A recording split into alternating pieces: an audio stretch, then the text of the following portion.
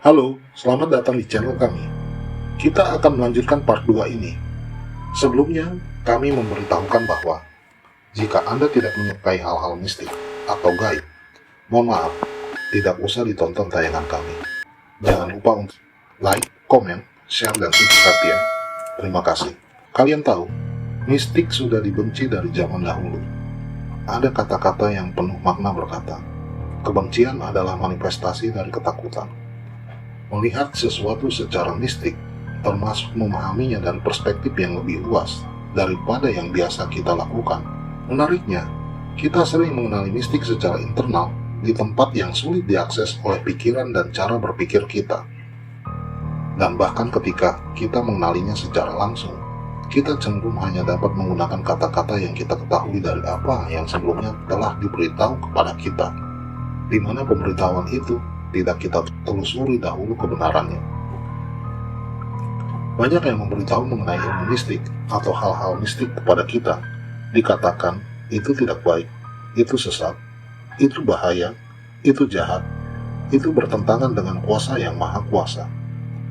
Itu memakai perantaraan makhluk halus yang menipu. Itu.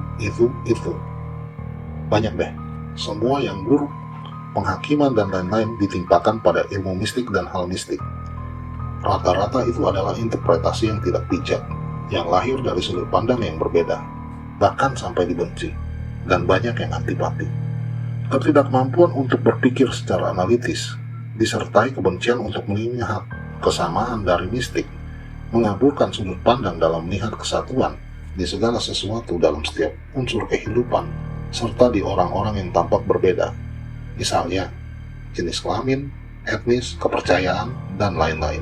Seseorang biasanya hanya menghakimi dan menilai sesuatu dari satu sudut pandang keluasaan. Kebenaran hanya bisa dilihat dari kebijaksanaan dan penyatuan dari berbagai sisi sudut pandang akan kebenaran itu sendiri, yang dalam hal ini melampaui dualitas antara baik dan buruk, benar dan salah, positif dan negatif, dan lain sebagainya. Kita dahulunya satu kesatuan dengan yang lain, dan dengan yang maha kuasa itu sendiri. Tapi kemudian, perpisahan itu terjadi, dan perpisahan ini merupakan sensasi yang sangat tidak nyaman.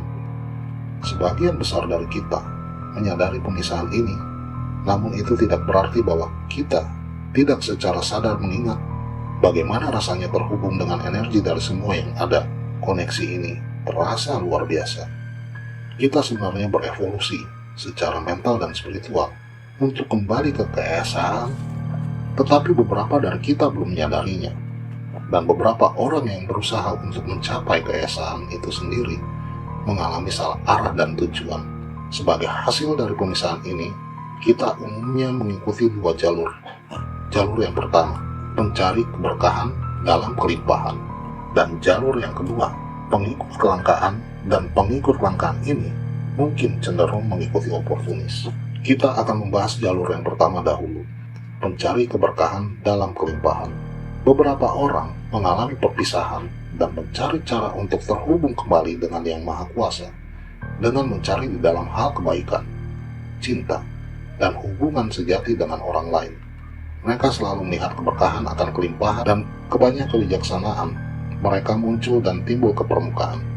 Mereka selalu melihat persatuan di segala hal dari sudut pandang yang terkoneksi dengan Yang Maha Kuasa.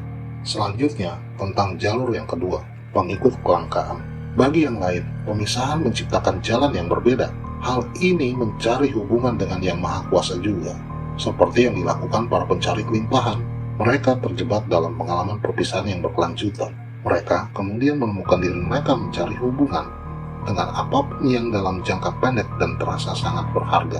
Tetapi, koneksi ini tidak pernah memenuhi kebutuhan jiwa mereka, sehingga mereka terus merasa terpisah, menjadi semakin putus asa, dan dengan demikian, melihat dan berfokus pada kelangkaan. Kelangkaan adalah keyakinan bahwa tidak ada batasan yang cukup bagi kita semua. Jadi, seseorang sebaiknya menjadi kompetitif untuk melindungi miliknya sendiri. Selanjutnya, apa itu yang dimaksud kaum oportunis? Kaum oportunis mencapai koneksi mereka sendiri dengan mengumpulkan orang lain untuk mengikuti mereka. Oleh karena itu, oportunis mendominasi mereka yang melihat kelangkaan.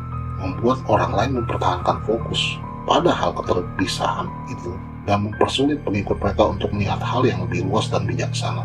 Ketika orang terus mengalami keterpisahan tanpa arah pada kelimpahan, mereka bisa terseret ke dalam ketakutan yang kemudian bisa bermanifestasi menjadi kebencian dan menganggap hal-hal yang mereka anut adalah satu-satunya kebenaran mutlak yang tidak bisa dibantah. Bagian dari yang manakah Anda?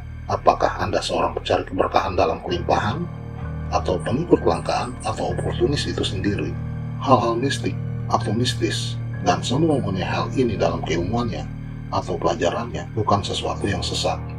Jangan menghakimi rasa sebuah apel. Kita seringkali mengatakan buah apel itu asam, padahal kita belum mencoba memakannya dan mengetahui rasanya.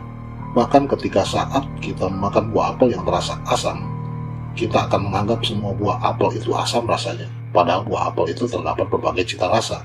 Dan dengan egoisnya, kita menjadi seorang oportunis dan akan memasukkan paham kita dan mengajak orang lain menerima paham kita itu, sehingga terjadi banyak kesalahpahaman dan salah pandang soal cita rasa apel itu sendiri. Hal ini sama dengan kita menghakimi hal-hal mistik. Hal mistik sangat luas sifatnya, ada tetapi tidak kelihatan, dan itu di luar akal pikiran dan logika. Mistik adalah bagian dari spiritualitas. Mistik adalah fenomena dan kejadian dari spiritualitas. Ajaran dan keilmuannya adalah seni.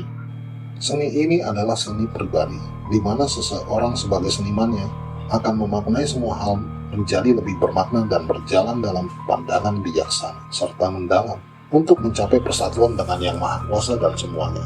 Ajaran mistis memang melibatkan hal-hal yang tidak kelihatan, yang sebenarnya bersifat netral, yang contohnya diberatkan seperti sebuah batu. Apakah akan digunakan untuk menata jalan, atau digunakan untuk pondasi sebuah bangunan? Atau apakah batu itu dipakai untuk melempar dan menyakiti orang lain, atau secara sembarangan ditaruh di jalan, sehingga bisa menyebabkan diri sendiri dan orang lain menjadi tersandung dan terluka? Renungkanlah hal ini. Inilah yang menjadikan hal mistik bisa disalah mengerti.